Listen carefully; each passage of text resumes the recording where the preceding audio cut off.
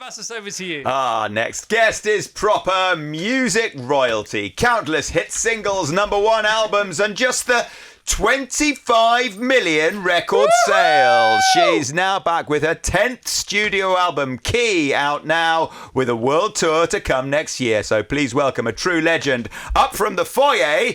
It's Alison Moyet. Yeah, let's hear that cheer. Come on. Although I should like to interject, Yeah. it's actually Moyet, so it doesn't Moyet in the foyer. Jeez. Yeah, so see, You fell at the first fence, Vassos. I'm so what is sorry, wrong with Alison. you? Alison, welcome to the show. Thank you. We are so excited to have you here. It's lovely to be here again. Honestly, that everybody outside the studio, inside the studio, I was in a well of Moya yesterday. Were you? Oh God, I was swimming around in it, and then somebody said, "Do you want to come out?" I went, "No, I'm fine down here. Thanks very much."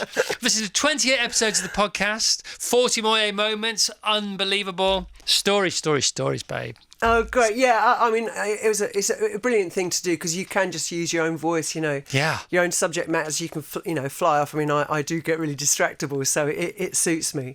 And the guy who's interviewing you, obviously, clearly a massive fan. Who is that dude? So that's Steve Coates, and he started off as a fan. I think he went to his first gig in '87, I think, or something like that. But we've just become firm friends, and now he's my digital manager. So well, he's great. yeah, he's great because he can remind me because I forget everything. So he's like a perfect trigger. He's my encyclopedia. Yeah, well, you forget everything, or you just you.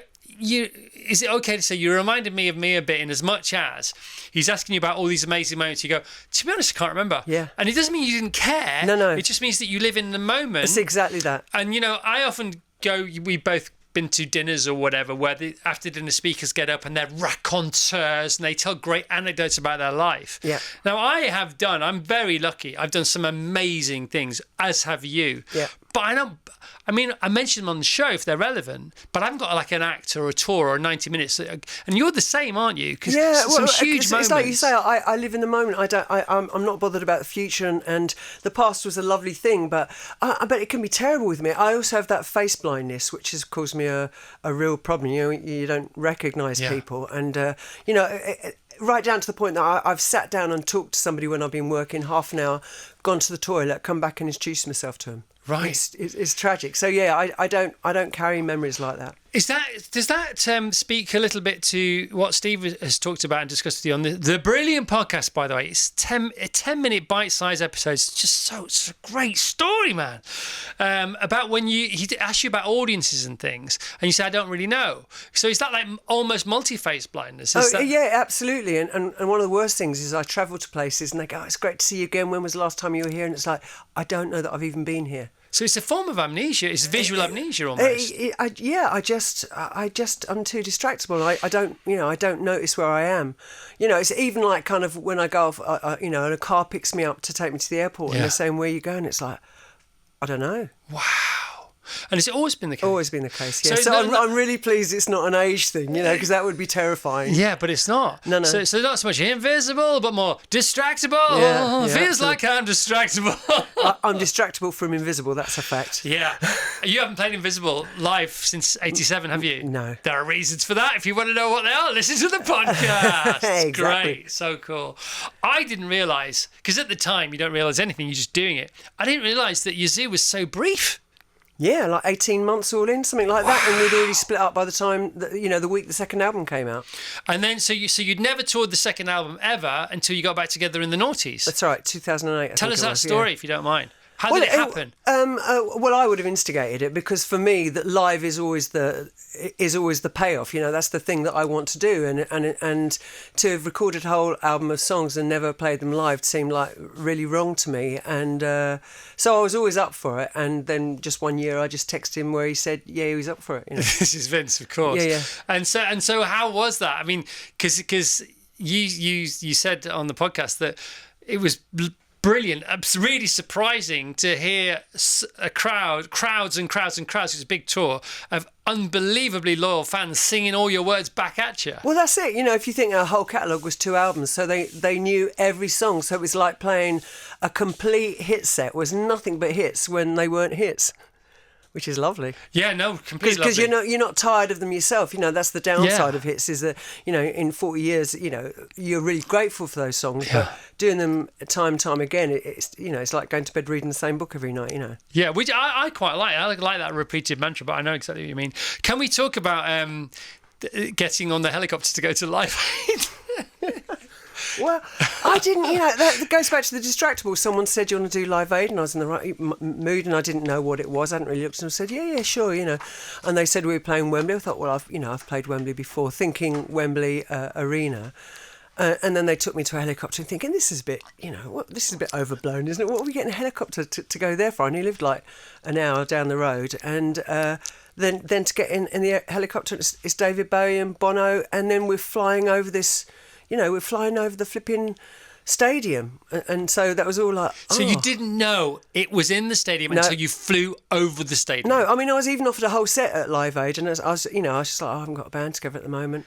Just, you know... Yeah, and other people were fighting to get bands together. Yeah, it's just I'm doing it. Get a band quick. You know, it's like, oh, do you want to sing with Paul? Yeah, I'll sing with Paul. I was kind of like, you know, I just don't get kind of deep into that stuff, you know. So Paul Young is what we're talking about, aren't we? Yeah. So Paul Young, because we both shared an agent. So my agent said, "Oh, well, would you like to sing with Paul?" I said, "Yeah, sure, I'll do that." Another great voice. Yeah, he's and a lovely fella, you know, and that was a really nice thing. But yeah, I had no idea the size of it or anything. And 2 quarters of the price of one on that day, because you also got to sing with his name McCartney. Yeah, it was Paul McCartney. Yeah. Well, I did quite remarkably, because actually there weren't that many women that did Live Aid then, and so yeah, I did the finale with him and Pete Townsend and David Bowie, and Bob Geldof. Yeah, it was amazing. It's an amazing story.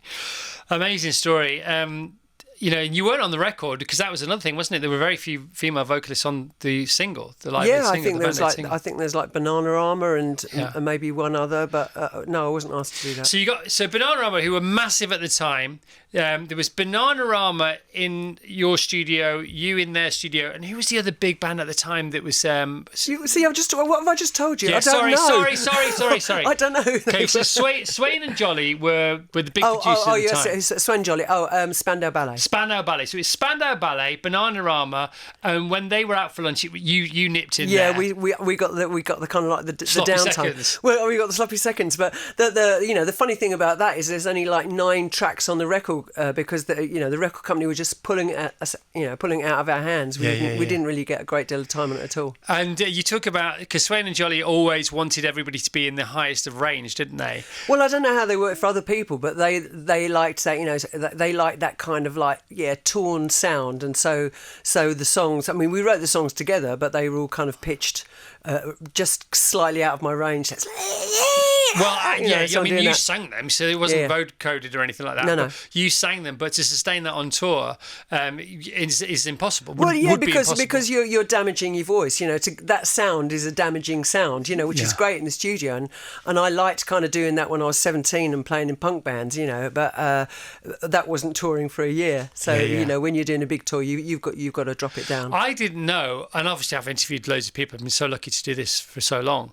I didn't know until I heard you say it, that not only is it about warming the voice up, but also certain words, certain sounds, certain vowels can put stress on the voice more than others. Yeah, quite right. Which is why I have to sometimes invert, lines of when I'm writing. I move it around to get the right vowel sound on the big note. I mean, you think about it. Go outside and have a big yell. Yeah. Try different vowel sounds, and you'll find out which one hurts. Yeah, of course. Because I was doing it in the car listening to the podcast. Because sweet would be sweet, and so that tenses you. Then you're doing that. Yes. So it's just like a squeal. Yeah. Whereas love. Yeah.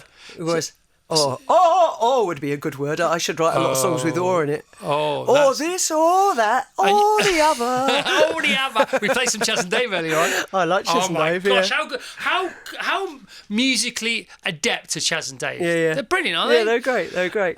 You also talk about Only You as being the yin yoga of vocal it is. companionship. Yeah. Tell us about that. Well, it's just, it's just nicely pitched. It's got that kind of nursery rhyme simplicity to it. It doesn't have a big, range in terms of the scale, so it's just a few notes. And so it's like, it's like a gentle jog. Yeah, it never stresses you. And the great thing about it being the oldest song I've ever recorded is it's so fixed in my muscle memory that I can do it blindfolded. It's like a warm bath. Well, you can do any song blindfolded, can't you, to be fair? But I mean, I can do that one blindfolded, yeah. Oh my gosh, it's so beautiful. Your whole story is so beautiful.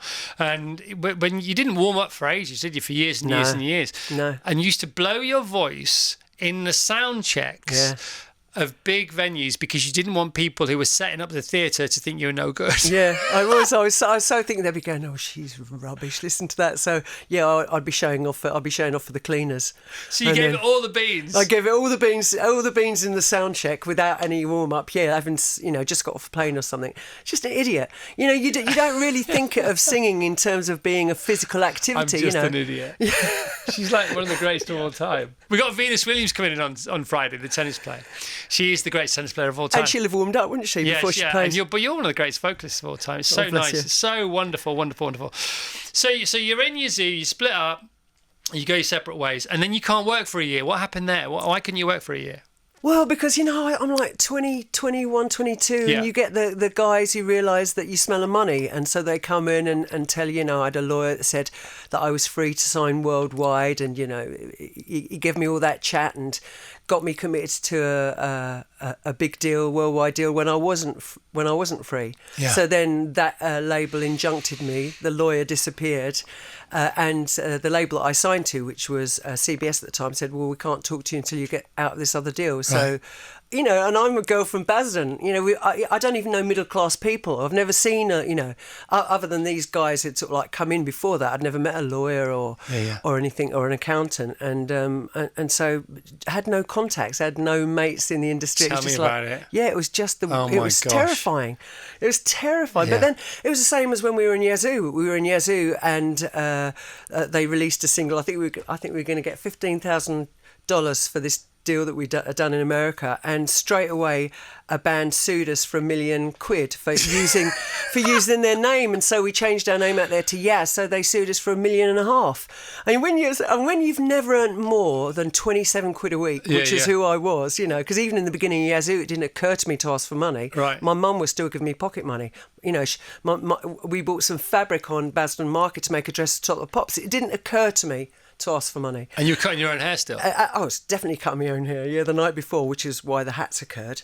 But it was honestly, it was such a, and it was before I went to bed, and I think it'd be a really good idea, and you wake up in the morning and think, oh, what have you done? And you're on the telly that night. And it's also true, isn't it, that the first time you stepped in front of a microphone as the lead singer of Yazoo was on television, not on stage. Yeah, it was on television, and then it was only just as the music started that occurred to me, we haven't even had a conversation about what we do. When you think about acts now that have got choreographers and stylists, we've sort of like, we haven't even had the conversation.